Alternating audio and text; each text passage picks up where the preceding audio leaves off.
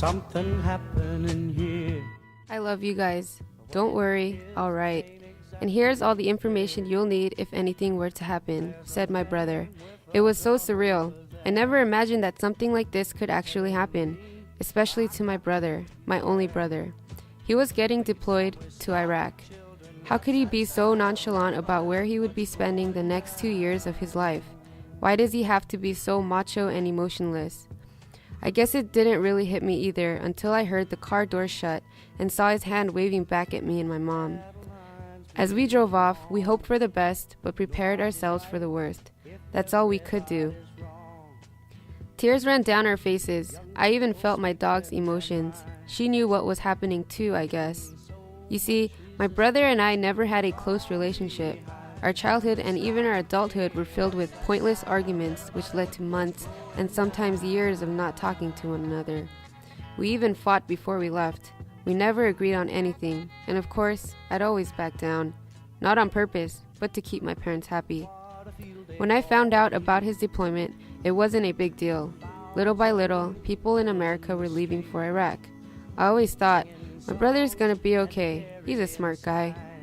Deaths were occurring in Iraq, but still, his leaving wasn't a big deal. But when that day came, the day he was actually leaving, all of my previous thoughts changed. I was getting worried. Was that wave goodbye the last thing I would see from him? Was the last memory of me and my brother going to be of us fighting? For the next 2 years, my parents and I sent him letters and pictures almost every week. And the more we wrote, the closer the day got. I knew that day was near, the day my brother comes home from what he often referred to as hell. It was nerve-wracking, of course. I didn't know if he was coming back or not.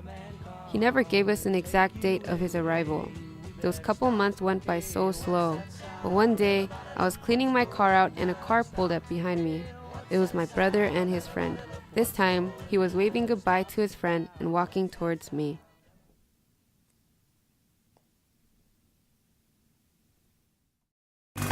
Killed another man today. Shot him in his back as he ran away. Then I blew up his hut with a hand grenade. Cut his wife throat and she put her hands to pray. Just 5 more dogs, then we can get a soccer ball.